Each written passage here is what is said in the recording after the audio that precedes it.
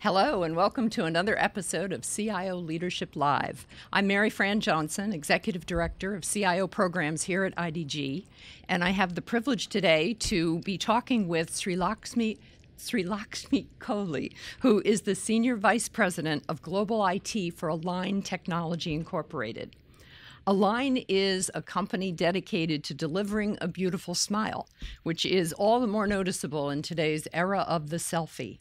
This is a $1.7 billion California-based company which makes and markets the Invisalign system of orthodontics. They also do digital scanning systems that are used by dentists around the world. Sri is a 15-year company veteran. She's responsible for defining the technology strategy and leading all of the global consumer and enterprise and customer applications, as well as the infrastructure. Sri also runs their global program management office at Align, and she manages and executes the company's product portfolio and all of its cross-functional business programs. Most recently, she was leading the 2-year global business transformation efforts at the company, which we will be talking a bit more about. Before she came to Align in 2003, Sri held technical lead positions at Sword, CT Space, and Accenture. She's also a member of the Executive Advisory Board at Salesforce.com. Sri, thank you for joining me today. Thank you, Mary Fran. I'm excited to be part of this conversation. Great. Me too. I always have such a great time talking to CIOs. Oh, and I wanted to also remind our friends out who are watching this live on Twitter, we openly welcome questions from you. So if you have any interest in a follow-up question to something I'm talking to Sri about, or you just want to join the conversation, tweet on in and we will get your question put to this wonderful CIO. Let's start out talking a little bit more about the size and the scope of Align's business and its relatively dominant position in the market. Tell us a little bit more about that. As of June, we had over 10,000 plus employees. Mm-hmm. We have about 140,000 plus doctors that are certified Invisalign providers. We have shipped to over 5.8 million patients from 100 plus countries around the world. Uh-huh. So we're really global in scale. Yeah. And we manufacture about 330,000 plus unique personalized aligners per day. Wow. Well, and it's such a big business. There must be a lot of technology initiatives that are tied into this because so much of the business is inherently digital these days. Talk a little bit more about that aspect. Right. We look at how that we're transforming a whole industry to go from conventional analog approaches to digital. Okay. And Align, at Align, we have a great opportunity to be in the middle of all that stuff, whether we are digitally driven restorations, delivering great treatment outcomes with digital technologies, intraoral scanners, visualization tools that help the doctors and the patients visualize what the treatment outcomes could look like, patient engagement platforms in ways the doctors have never imagined possible, social communication, and the way they can market their practices. So it's a really exciting time to be at Align where all of this is so dependent on technology. And the market opportunity is limitless in how we can make orthodontics available to the masses. Well, that's the part that I think is so fascinating, especially to anyone who's been a parent of a child going through the whole process of getting braces, or if it's someone who, as they themselves were in their 20s and 30s and decided they finally wanted to do something to fix something about their particular smile. It seems almost, it seems so space age, the idea that you could be doing some of these procedures using an app and, using scanners that go over mobile phones. How much has the technology changed to enable this in just the last 5 years? I think initially, for a long period of time, we spent a lot of time making sure that the clinical outcomes were good with plastic moving teeth. Mm-hmm. And that digitization and the digital approaches and making sure that the doctors were comfortable in delivering a great treatment and a good outcome for the patients, in whether it's adults or teens, we spent a lot of time perfecting that. Mm-hmm. And in the last 5 years, the business models have changed. Lots of consumers are opting in. the phone has become ubiquitous in our lifestyle. Mm-hmm. And the question is how can we deliver the kind of treatments, and how can patients track their progress against, what they visually saw in the treatment in the doctor's office, or all things that have changed in the last 5 years. Like even how social has changed how a doctor's practice and how a doctor markets their efforts have taken center stage. Yes. And the opportunity for them to deal and engage with their patients, where, you could do it over the phone, you don't have to come into a doctor's office to actually look at how a treatment is progressing, or to appreciate how a doctor, by going and clicking on a social media, they're all highly relevant in the last 5 years. Mm-hmm. Mobile, social, all of that has changed the dynamic. Well, it sounds like in the world of orthodontia and dentistry, it sounds like that particular part of the healthcare industry is a lot further ahead than we are with other parts of the healthcare industry, with medical doctors and their practices. Does it just seem that way from your perspective, or are the dentists actually striding ahead with all these technologies? I mean, I think they understand the opportunity of what digitization can do to their own practice. Mm-hmm. And when you look at conventional analog approaches, lots of manual labor and the amount of time they spend in delivering the treatment. I mean, this millennial generation is like, I want something now, I want something fast, I want it from my couch. And the doctors are able to change how they deliver that treatment in response to how the consumers are seeking it. Yes. And, like our Invisalign experience centers are places where you can go experience, what an intraoral scanner can do. You no longer have to go to a doctor's office and put that bubble gum on your mouth and goop it, and, you send it to a lab for a root canal or a crown. Mm-hmm. And, it's all 3D visual. You can sit in your chair at a doctor's practice and look at how your teeth can progress, from now, and, what a time lapse can do to how your teeth would move, and what kind of procedures you can do now to prevent some of the bad stuff from happening. Yes. Those are all things that, from a dentist perspective is very attractive, because they're able to do and predict things with digital that they were never allowed, or they were never able to do in their prior lives. Yeah. With analog. Well, and I want to get into talking about some of the technologies that you're enabling to make this happen. But before we do that, I wanted to chat a little bit about the global expansion that Align has been going through. You had mentioned to me that... Hold on one second, Mary Fran. I think my audio got cut off. Oh, I can hear you. Are we...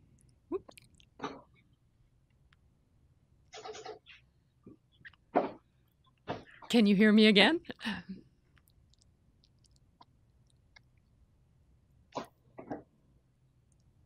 Hello. Hello, I can hear you fine. We had a little... It's okay. It happens to every CIO and every tech leader at one point or another. Are you back? I think, it's funny because I think my power goes off after a few hours or a few minutes of non-movement. Oh, it's the energy saving thing, and so my laptop shuts down or my monitor shuts down, so it's all coming back up. So sorry about it. I'll have to ask you more questions that make you jumpy. Yeah, exactly. I wanted to get into talking about your global expansion, because you had mentioned that one of the things you've been doing, and I think this was all part of that business transformation initiative, was getting tech backbones, providing consumer and customer engagement. You've had a lot going on in IT over the last few years. So talk about it, to start with, about the global expansion and what kind of challenges that gave you that gave the IT organization. Right. So first thing was, when it came to talent, we had to figure out what remained central versus what remained regional. Okay. And you can't sit thousands of miles away and assume that you know what a doctor in Europe or Asia wants and how they service their patients and their consumers, and also what the different go-to-market models existed. It was what works in the Americas most usually does not work in the rest of the world. Okay. So the first choice that we had to make from an org structure perspective is how much to centralize and regionalize. Mm-hmm. The other thing that we also had to think about a lot deeply is about technology platforms. China is a different country by itself, where the tools and technologies they use and what's available inside the firewall. The digital firewall is very different from what's available in the rest of the world. Mm-hmm. So we also had to deeply think about our technology infrastructure and say, moving to the cloud was given. Just in terms of the performance that we had to drive, mm-hmm. Considering the number of doctors and the number of patients and the number of aligners we manufacture in a day, we couldn't have a centralized infrastructure somewhere in the world. Mm-hmm. So that was given. And also when we looked at platforms that allowed patient engagement, the data architecture where no matter where in the world you were, you had a similar set of data that you could collect and drive engagement with a set of algorithms. Mm-hmm. That does not change in the world. So we wanted to build out a common data infrastructure. And all of that was part of the 2-year transformation effort we laid out. When you look at enterprise systems, we did want a centralized global technology ERP platform, mm-hmm. but we wanted to be able to regionalize the different kinds of, billing and payments. Even though we are sort of a B2B, working with the doctors, the volume of transactions is almost like a B2C in order of millions. Mm-hmm. So we somehow had to straddle between the two and also look at where we can get global scale rapidly, which was really important to us. Mm-hmm. And, whether it was through standardization of our non-differentiating business processes or trying to understand what is our core differentiator and allowing the regional teams to be able to configure and go as fast as they wanted, the commercial teams wanted, was very important guideline to us. Was the majority of this done essentially working with various cloud partners and on cloud platforms, or were there pieces of it that you developed in-house? It's a mix of both. Mm-hmm. So we have, like I said, China is a beast by different country by itself, and hence, we had to come up with a different cloud platform. We use Aliyun for now. We have AWS in the rest of the world. Mm-hmm. We are on Office 365, which means we are tied to the Azure platform. We use Power BI as a visualization tool, which works really well with Azure. But all our clinical data and the algorithms that we run on the machine learning algorithms that we run to deliver predictable outcomes are all on AWS. So we're sort of a multi-cloud hybrid platforms. Mm-hmm. And we also try to invest in platforms like Salesforce, and, we look at SAP on HANA, at some point in the cloud, and then all our websites and our core differentiating processes are built in-house on these platforms so that we get the agility we need to really differentiate ourselves from the rest of the competition. Yes. Was there something you mentioned, you do a lot of it on centralizing globally, but then you have to have regional aspects of it. Was that a more challenging part of the rollout, figuring out exactly what you needed to do regionally versus globally? Yeah. I wouldn't say that we have perfected that in the last 3 years. We've been in this journey for some time. Mm-hmm. Some regions are further along than others.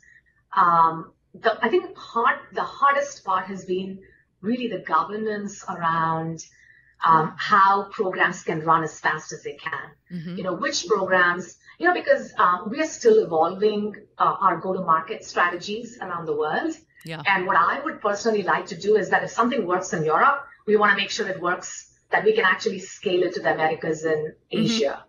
Mm-hmm. And so what happens is, even though you're coming up with a regional solution, you want to make sure that there is some global element of scalability to it, right. Only because you want to sort of rinse and repeat as much as possible, but also allow for experimentation. Yes. So a lot of challenge actually has been in sort of the governance processes around solution design, around sprints, around how we set up delivery mechanisms. Like for us, DevOps is highly integral mm-hmm. into this transformation. And so when you look at continuous integration and continuous delivery or continuous deployment practices, you're constantly thinking about how do I take any platform, web development, mobile development, mm-hmm. Salesforce, SAP, pick any platform or homegrown technology tools we have. It's like, what can regions change? What is still in global control? And then you put security and compliance on top of it. Like, it takes on a whole new level of governance structures that you have to put in place. and still allow for regional speed and experimentation. Yes. Well, it's interesting you bring up governance too, because I don't tend to think of governance as something that gets associated with speed in the business. I tend to think of governance as something that is more, like meetings, almost like board of directors determining how the resources are going to get used. So to hear governance referred to in a speed and time to market fashion is a little different. Yeah. No, so for us, governance doesn't mean that we're going to throw a bunch of processes and, make things, slow down things. Mm-hmm. We continuously try to figure out, okay, what programs are just keeping the lights on? If you're going to keep the lights on, you're just going to go as fast as you can. Yeah. You can deploy every day if you want it, or every week. And then there are lots of programs associated with growth. Mm-hmm. That's sort of the middle bucket where you're sort of trying to make sure that there is agility in it. Mm-hmm. But then because of, like I said, I have a personal interest in making sure that solutions that work in one part of the world can be tried in other areas. And so there's some structural element about how you use your platforms or global technology platforms to drive that. And so that's where we have the biggest friction around, this is a regional program. I don't have to explain to global about what we are doing. Mm-hmm. I'm going to be spending all my team in global meetings, educating the global teams. Mm-hmm. And, it's something that I can do regionally. But I think we've gotten over the fact, especially as we have shown credibility in how we take a regional program and expand it globally. Mm-hmm. We've shown the benefits of doing that. And then transformation programs on the other end are big investments where we're constantly refactoring and replatforming. And those go through more like I like to call it an agile fall model. It's sort of agility, but sort of waterfall that still goes through your security boards, your architecture review boards, and they tend to be a lot more longer term, but very important because I do believe that they are the ones that put the foundation to allow the growth programs to rapidly scale as fast as they can. I see. I've been hearing more about that late. I've heard some CIOs call it WAGILE, where it's a combination of waterfall and agile. I like agile fall. That's another way to look at it. Let's talk also about, and behind all of this, all of these platforms, they are delivering an enormous amount of data.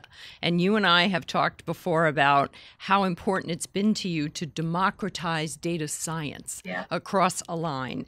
That the idea that everybody can have their own analytics working. So tell me how you think about that and the sort of challenges you've had in making it more of a reality. Kind of give me a picture of how you conceived that and got it to a point where there's satisfaction with the data analytics that are available. Right. If you think global and regional is one layer, this whole data democratization around the business functions is about, I truly believe that, algorithms and predictive modeling and data science is not central and it's not limited to a central technology function. Mm-hmm. So what I keep challenging my teams is to figure out how you can create common data structures. Okay. What's important is to maintain data integrity and quality, and that's centralized within IT. Mm-hmm. And then the rest of the stuff about how the business uses the data, those algorithm specialists needs to be within the functions because they are the ones who are making it actionable day to day. Yeah. When we started in the beginning, it used to be that data science was all within IT. And, when we gave ideas to say a sales or marketing or an R&D or a product development team, it was more like, yeah, we hear you, we get it, but it was never made actionable.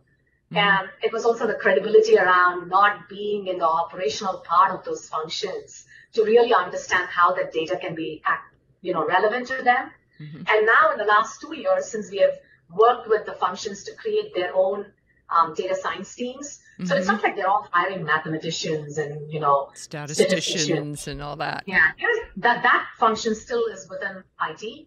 Mm-hmm. But how you make it actionable and how you can sort of make it relevant to someone in a meaningful manner for them to do their jobs mm-hmm. Has made a lot of progress, and we see a lot of success across different functions.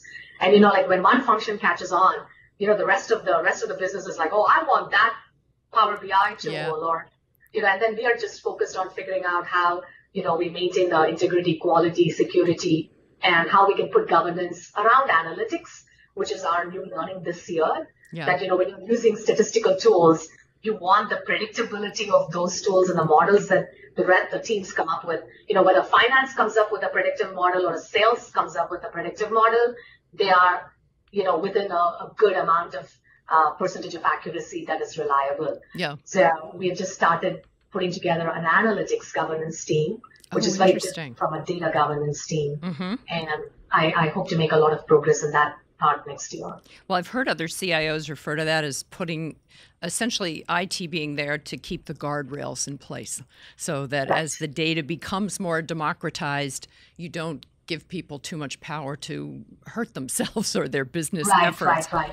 Because, at the end of the day, consistency is equally important to driving that credibility. Yes.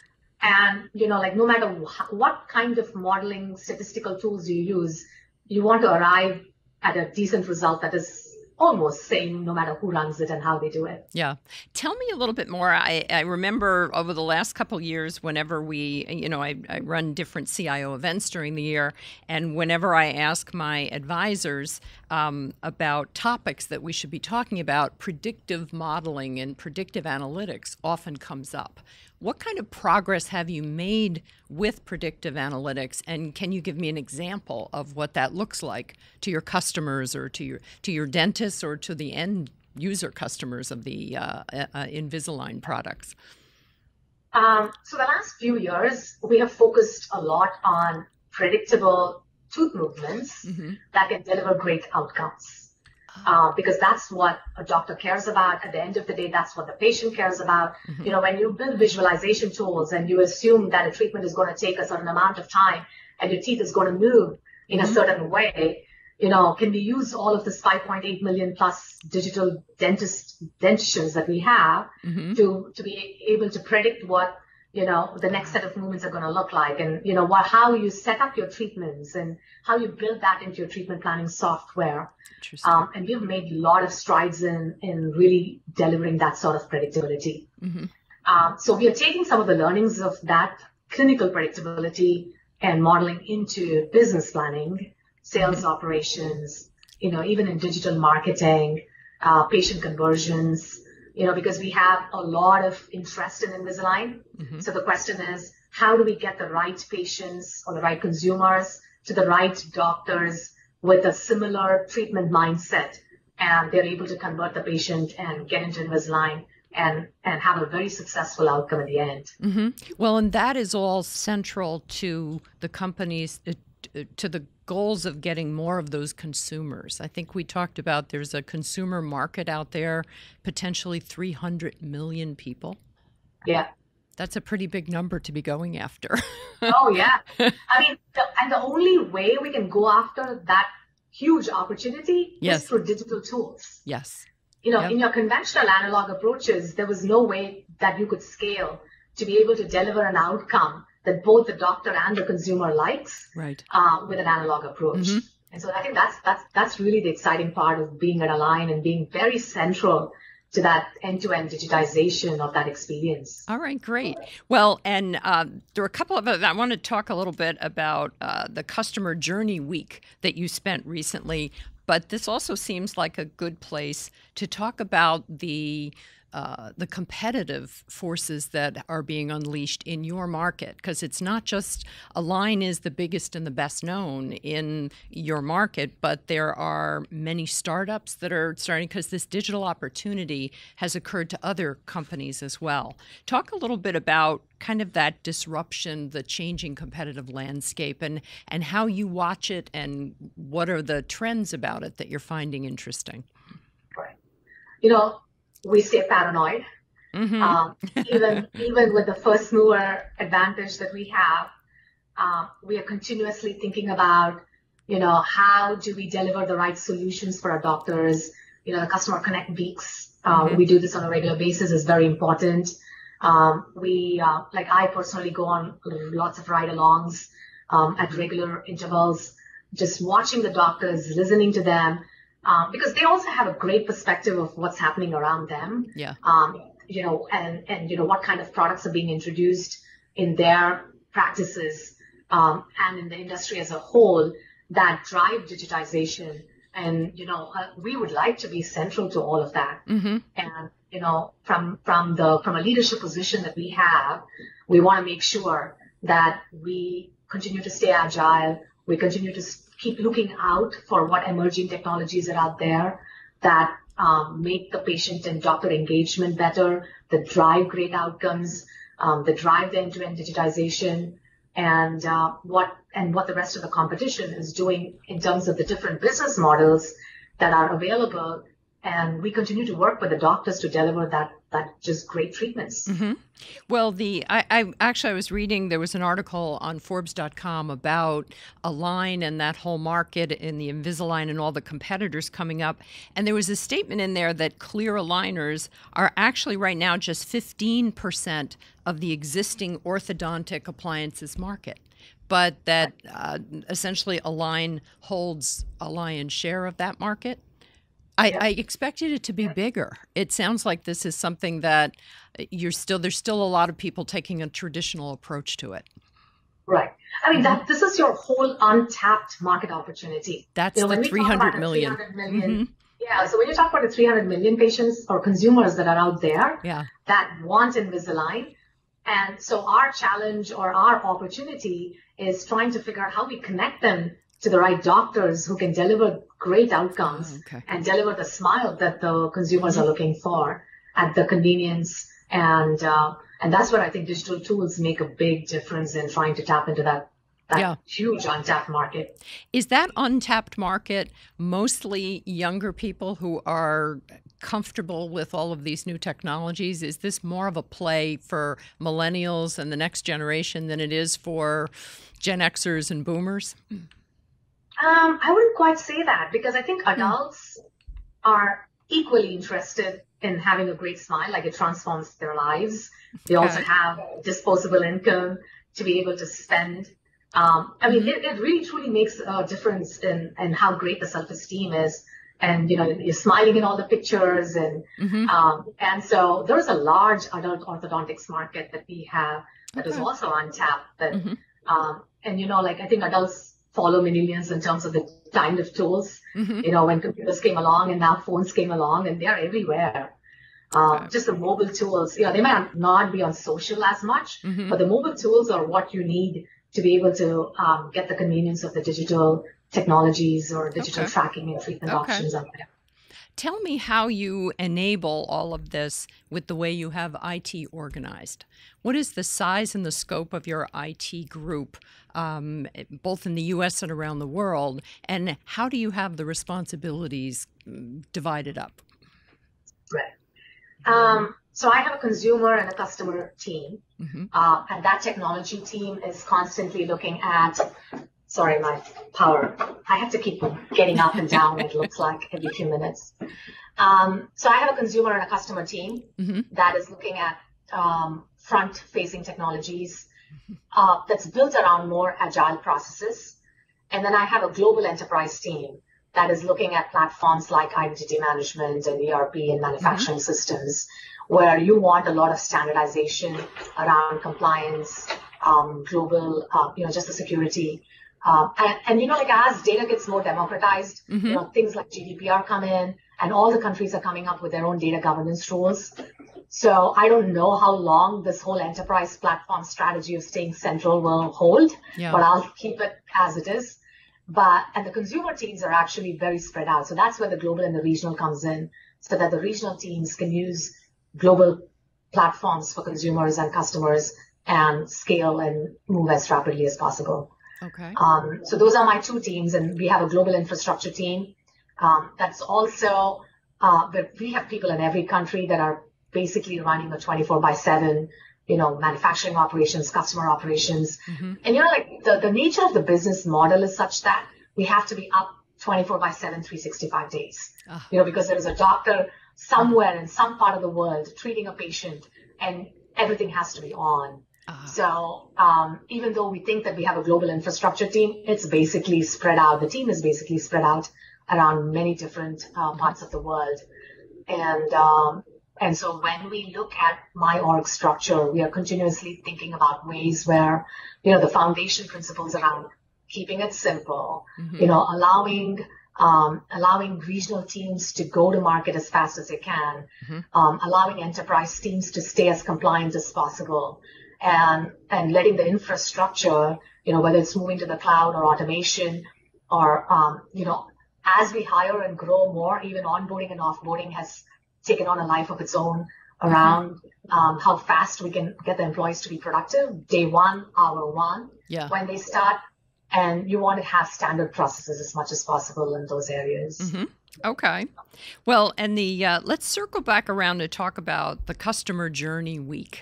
You and I we had our event in Silicon Valley in July, and I was trying to get you onto the stage to talk about Align, and instead we got your VP. One of your VPs came instead, but you were tied up with the Customer Journey Week, and this was a very big deal. This involved 25 plus, 35 plus executives at the company.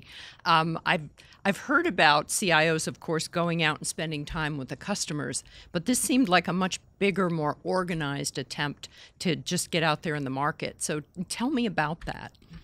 Right. We understand that, delivering solutions to the customers, making sure that we can integrate with what they do with their practices and the more you go visit them, the more you learn about what's happening. I cannot sit here. I can sort of visualize what happens in the practice, but it's nothing like being in the doctor's office, hearing from them directly about how the technology shifts are impacting their practices and their industry. And so we make a lot of attempt to make sure that we have many different forms of listening to them and making sure that we integrate their voice into all of the products and the solutions we build. Okay. That's like given in our, it's every day. Whether you're listening to customer care calls, whether you're reviewing data to look for patterns around ease of use, around how they use their tools that we build out, what are the gaps in solutions that we have in this end-to-end digitization journey. It's very helpful to watch them do that in their own practices and to come back to sort of the headquarters and figure out, when you're designing solutions, how do you integrate that knowledge on a daily basis? Yeah. Well, you'd mentioned that this isn't just dropping in a dentist's office. You would actually, groups of you would get together at certain times in the week to have almost town halls where you discussed customer feedback. Yeah. And so the good thing is that we listen, we hear a lot of it, we bring it back, we take actions, we make it meaningful, and the doctors appreciate it, and all our employees actually appreciate it. They love the fact that our tools that they are building, from an engineering perspective, are being utilized so well or not. And, from an adoption perspective, 100% adoption of everything that you build out is like nirvana for all engineering. Well, sure. And so when you get that feedback directly from the doctors, good or bad, it's very meaningful in what we do every day. Well, and you mentioned too that I think it's with your consumer group, you do a lot of work in an agile kind of fashion. Yeah. And those agile project teams, depending on how you have it set up, they usually have people from the business involved, and they require a certain amount of customer input up front. Yeah. Yeah. I feel like agile development and just the approaches to it have driven greater business collaboration for the IT organization, more so than any other process or technology that I've seen in a while. Yeah. Is that your feeling about it too? As business collaboration levels, have they changed a lot because of the agile approaches? Right. If you look at all the emerging technologies that have come up, and all of those technologies, I would like to say that the lines between the business and IT is blurring so fast, because you cannot be in sales or marketing or manufacturing and not understand the basics of what technology can provide. Yes. When you're looking at, especially if you want to drive innovation, you want to know what technologies are out there that can drive the marketplace, that can even drive different business models, especially when you have such untapped market potential out there. And it's the same for the technology engineers as well, because there is no point of being a technologist without figuring out how that technology can enable the business to scale rapidly, again, to come up with maybe different kinds of data models. How data can influence different business models and different ways of how you engage with the doctors and how you help the doctors engage with their patients and all of that stuff. It's like, so if you sit in a meeting at Align, it's very hard to identify who's business, who's IT, because everybody's talking each other's language. And I think the way I have reached a point where it's like, when you're setting up program teams or when you're coming up with agile teams, it's about what skill sets do each bring to the table and is it complementary enough? I rarely look at whether, what function are they from, I want everybody to play their position, but eventually when you come up with a solution, it's very collaborative, it plays to their strengths, and you want to have people with different kinds of specialized skill sets, but with sort of generalized thought process. Okay, well, that makes sense.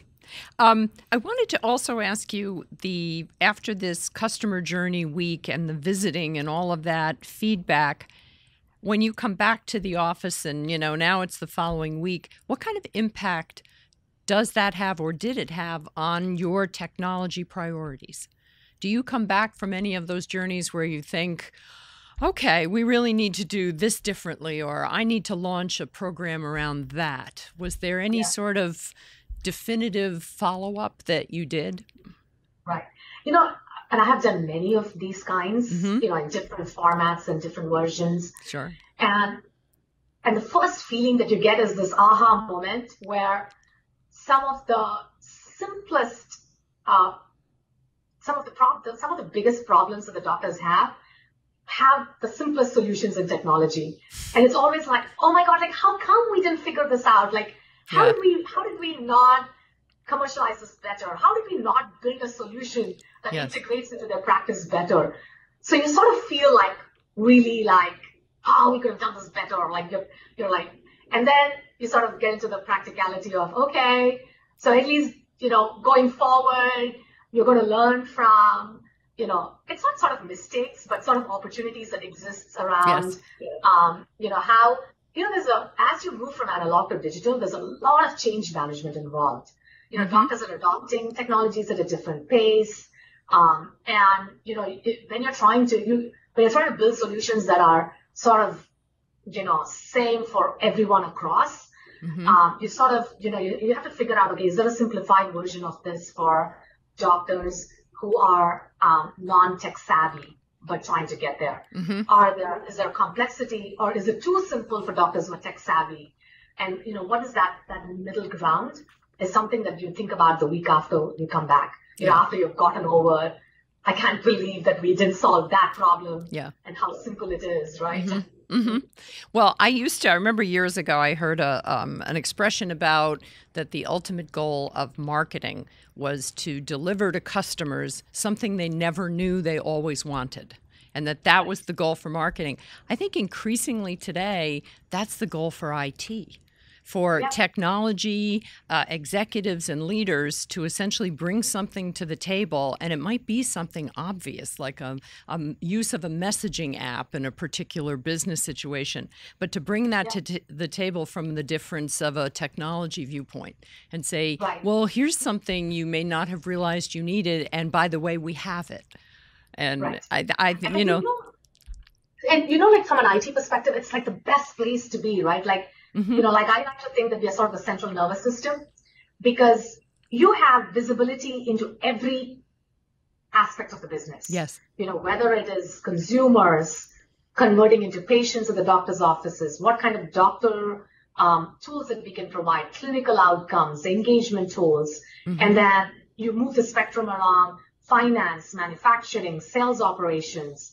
I mean, you can go on and on about all of the different aspects that you have visibility to, and the amount of data that you have that you can now inform the business about how they can make it actionable. Yeah, we have like the best seat at the table to be able to inform the rest of the business executives who are very focused on running their portions of the business. Yes, and this cross-functional view, especially in the digitized world, is becoming extremely important. And IT is a great place to be Yes. Oh, well, I could not agree more. I think that's absolutely true. But that whole notion that, we're here from IT and we're really here to help. I think that actually has more traction now in a lot of businesses. When we were talking about providing the global platforms that are very suitable for regional adapting, what are some of the lessons that you learned along the way of that? One of the things you mentioned, of course, was the predictability for the clinical outcomes. But I wondered in areas like 3D printing or getting things going in production where IT is very involved. What are some of the learnings, I guess, you took away from that as you were setting that up? From a global governance perspective? Yes. Like I said, from just the basics, so everything that you mentioned, for example, are all in the transformation bucket. Yes. Where you want some structure, you want some ROI for the investment you're making.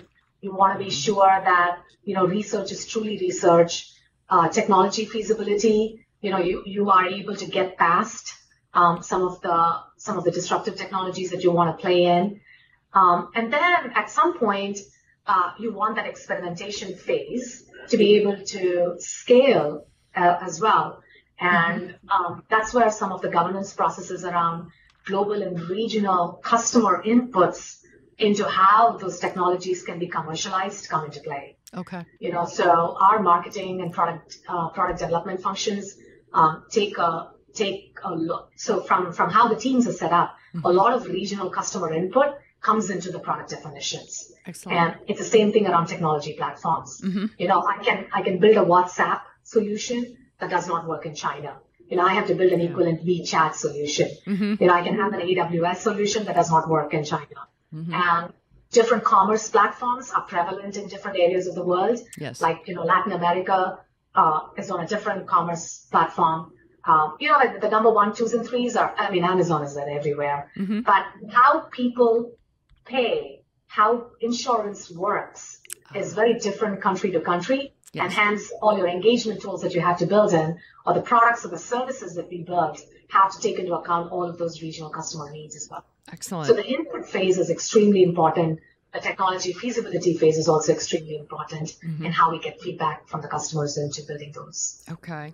Well, and underlying all of this is, especially in this digital transformation and the way you've been scaling around the world, there's a great deal of innovation work, of IT innovation. What is your approach to supporting and encouraging innovation? It is just usually whenever I talk with CIOs, the 3 biggest topics of interest are leadership, innovation, and business strategy.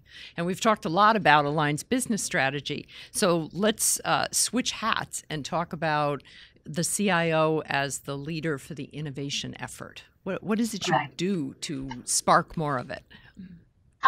We like to think that innovation, it's not an event. Like, it's part of the everyday routine.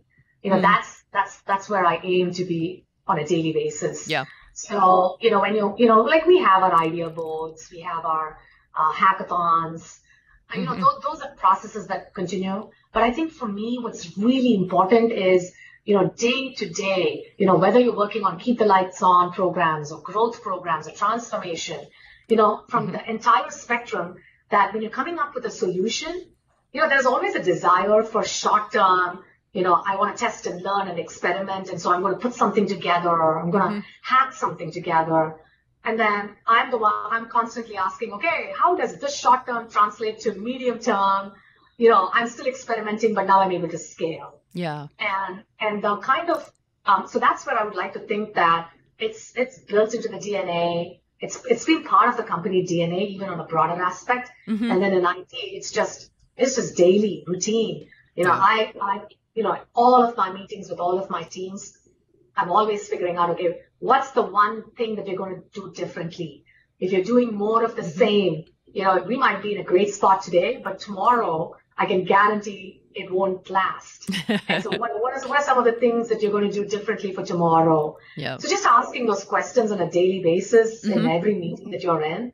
I think part of, like I said, the culture is such that The teams are also thinking about it, which is really good. Yes. While making sure that, because we're sort of experimenting all the time about what works and what doesn't, that we don't lose that innovation in short term as well as medium term thinking. Well, that willingness to do some disruption. Yes. You have to be able to work it in. Well, you mentioned it too. I think of it as the Valley Challenge. I mean, the fact that you're centered in San Jose and you're a 22-year-old company, which in Valley years makes you about 100 years old, right? And you said you don't want to become a legacy company, that you want to stay ahead of what digital tech is doing, and that means a lot of experimenting on product. Yes. Yeah. Yep. No, I mean, that's all true. And that's why I said, we don't want to think of it as an event. We'll do hackathons, we'll collect all the ideas that are coming in, but day-to-day decision making around how we build solutions drives innovation. Okay. Now, I know you do a lot of thinking out a few years, because you've got, we talked about this, you've got lots of people that on your senior leadership team who are taking care of the day-to-day, the month-to-month, even the next year or two, and that you like to think 2 to 4 to 5 years out. Yeah. How do you fuel that part of your mind? How do you keep yourself kind of on that leading edge while, of course, still having to do your day job? Right. I think being in the Silicon Valley has its advantage in that respect. You're running into venture capitalists all the time. You want to understand, I try to understand what technologies they're investing in. Yep. And then you also have a whole bunch of innovative CIOs, all of them trying to crack this digitization, digital market opportunities, the different kinds of business models and services that they can enable their own companies to get into. And, our conversations in that space are always very entertaining. Yeah. And, we all are very opinionated, to say the least. We all want to place the bets on technologies that we think are going to be successful. While I wouldn't say that we are sort of bleeding edge, we want to be cutting edge in a few areas that really enable Align. Like I said, in a few areas where, we can deliver predictable, high quality clinical outcomes, how we allow doctors and patients to engage with each other in really meaningful ways that help both of them get to the treatment that they desire. Okay. How do we take this untapped market opportunity that is there around the world and get the smiles that they want? And that transformation needs a lot of newer thinking. Sometimes it's also not even the newer technologies that make a difference. Technology hardly has a role as much as, how do I build digital discipline into the architecture? Every dollar that I spend on a daily basis, I'm asking, okay, how does this further our own digitalization along?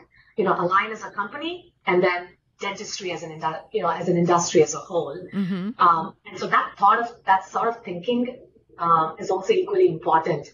And I think technology, if you just look at these, the visualization technologies play a very important role for us. The scanning technologies have played an important role for us. Data science is playing a very important role. And then just that's where, listening to your peers out here, listening to VCs around investments, listening to where security and compliance regulations are working around the world, how governments are thinking, and how technology can actually help us scale and meet the compliance needs. All of those things come from just looking outward. Right. Well, I remember when we talked about this originally, I was assuming that for a business like Align, 3D printing would be a huge deal for Align. But from what you told me, a lot of it is not, it's not enterprise ready, essentially, in terms of delivering those predictable outcomes. It's not a huge part of what you're doing in the manufacturing process. So we are investing a lot of it in research and scalability right now. And that's part of the manufacturing engineering process. So we want to be leaders in 3D printing. In fact, when we talk about manufacturing 330,000 plus unique aligners a day, it's a form of 3D printing. And we see a lot of opportunity in how we can scale that digitally as well. And there's a lot of effort inside the company to be leaders at that. Yeah. And do The offices you visit when you go to dentists, do many of them have 3D printers already? Are they interested in this area of technology, or do they look at you like they don't know what you're talking about? No, they're very interested. In fact, I think almost all of them believe that it's transformative to their practices. Okay. Okay. And so from our perspective, for the opportunity from an Align perspective is we're already leaders in making custom personalized aligners, and we want to stay ahead. And the doctors are looking to us to lead the way. So it's a great place to be. Okay. Well, and you had mentioned data science. Everyone's always interested in the data aspects. And I wanted to ask a little bit more about machine learning and the AI aspects. What parts of your IT organization are most deeply into that right now? What sort of things are you able to do because of machine learning? So we invested a lot of it around clinical outcomes, which was a great area that all stakeholders, doctors, consumers, Align, we're all interested in delivering really high quality outcomes. And we like to buy technology platforms that today, whether you look at Salesforce, SAP, even the enterprise platforms are all building AI and machine learning and data science into their tool sets. So we are constantly looking for ways about how we take the learnings that we have had from our own experience around driving predictable outcomes into the business operations side, around sales and marketing, around this big, large, untapped market opportunity, how we are able to convert and engage the consumers and go to the doctors asking for Invisalign and get the treatment that they need. That's all the areas where we want to use machine learning and predictive modeling. Okay. And are there other cutting edge or leading edge technologies that you're particularly interested or watching closely? Blockchain, for instance. Just about every industry seems to have some sort of experimentation going on with blockchain. Right. So we are watching it very closely.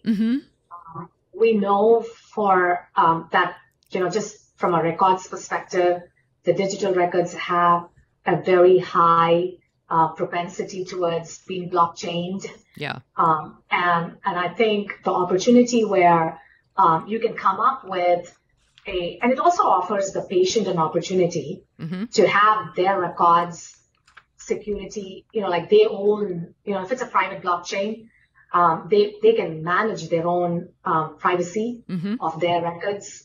And when you stitch all of these blocks of records together, whether it is, you're scanning every time you come into your daily practice to your financial information around insurance and the kind of treatments you have had in the past, I think there is a great opportunity for the doctors to stitch all of the blocks together to come up with, what's working for the patient, what works for their dentition, and how they can set up their future treatments even better.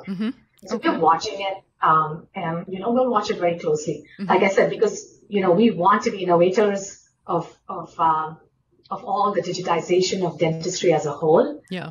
It's a really good area for us to keep an eye on. Is robotics another area that you watch with any particular interest?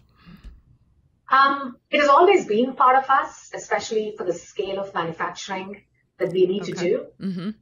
So it's always been part of the manufacturing engineering DNA. So the part that I'm interested in is, what I'm calling it digital IT. The word robotics, process automation is becoming it's talked about a lot these days. And, whether it is looking at all the events that the machines are generating, or whether that's the amount of standardization as you're replicating servers around the world, I think there is a lot of opportunity around digital IT and process automation in general that we would be looking at next year. All right, good. And let's also talk about talent, because acquiring and retaining talent is always in the top 3 of what CIOs are thinking about. And you mentioned that you were telling your team the other day, you're so busy trying to make sure the digital journeys of your dentists and your patients are going well, but it's also important to have some internal focus on your own digitizing and scaling. So talk about talk about how you attract talent and how you also make sure that the kind of tools and the internal workings for IT at Align are just as exciting as they are for your customers. Right.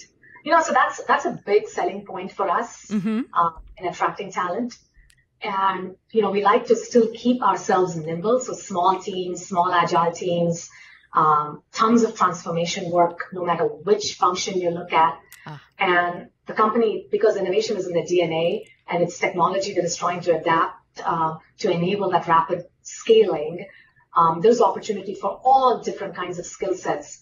And, because we have a learning culture and we also have a growth mindset, it's very attractive for talent to look at Align in the middle of every other company that is equally attractive to everyone.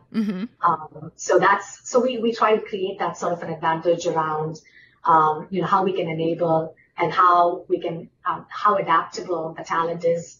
We look at multidisciplinary skills, which I think is very important. While there is room for specialized skills, the kind of skills that we allow people to develop, they might start off in an area in a particular technology, but the ability for them to grow laterally and to learn different technologies and to grow with the company is huge. And we actually encourage that. Like, I'm a prime example of someone who started off in product development, engineering, and moved on to business operations, running IT. And, those are all the opportunities that just allow for talent growth. And that's how we can attract talent. Yes. We have a very engaged leadership to allow that to happen too. Do you also have intern programs or things you do directly with colleges to bring in the brand new talent? So we have an intern program. So usually summertime is the best time to get a lot of interns. Yes. We put them in a lot of emerging technologies. We put them in lots of areas where, we can experiment and it's okay to fail. And learn from the speed at which the millennials come in. And it's also a good way to learn about what they expect in a workforce and in a workplace. There's just a lot of benefits of having a good intern program. And we work really well in IT to get a lot of good interns. While they are developing their own skills, we are also learning a lot from them. Well, CIOs always, the ones I talk to always seem very interested in the attitudes and the mindsets of the millennial developers and, these young people in their early 20s coming in. What are some of the things as a manager and a leader inside the company, what do you notice about the millennial talent in terms of the areas they're interested in, what keeps them engaged? What have you learned from watching them? The interesting part is, so they are all very aware, and I think this is where the colleges are doing a good job about integrating digital technologies into the curriculum. So in the emerging technology space, they are all well versed. They talk about automated deployments the time they walk in. When you say you have manual configurations, they look at us like we are ancient.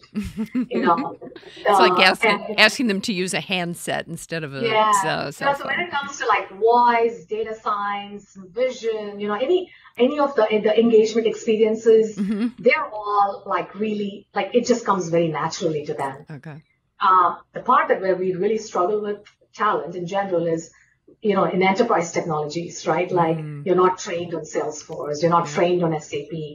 Identity management, like even if it's a homegrown system on open source platforms, is something that you have to train engineers on. Yes. So I think part of it is just making sure that from a growth mindset and the learning mindset, that they are able to bring the newer technology space, and we somehow build a workforce that is available for the rest of the enterprise and platform technologies. Okay. Excellent. Great answer. And my last question for you, well, as we wrap up here, will be when you think about the IT organization of the future and the sort of skill sets that CIOs are looking for now and the sort of the way the labor will divide up, what are the most important skills that you think that young IT professionals can bring into the ones who are, maybe watching and listening to this and thinking, I'd like to be a CIO someday. What are some of the skill sets that we need in that future IT organization as we roll forward? Because transformation is never going to end, and change management is never going to be resolved. It's just sort of a rolling forward transformation. Right. As much as technology skills are important, I think you can train them on it, right? You can teach them, how to write algorithms and data science and, platform tech, how to configure platforms. The biggest thing that they have to have is adaptability. When you're looking at multidisciplinary skills as what is going to take you to the next level, you want to be today I'm working on this technology. Tomorrow I'm going to be working on that part of the business. And day after tomorrow, it's going to be something else. I mean, it's just that the technology innovation is so, the pace at which it's moving, the adaptability is so important. And the change management of your own personal career is also equally important. And it's never going to be one thing.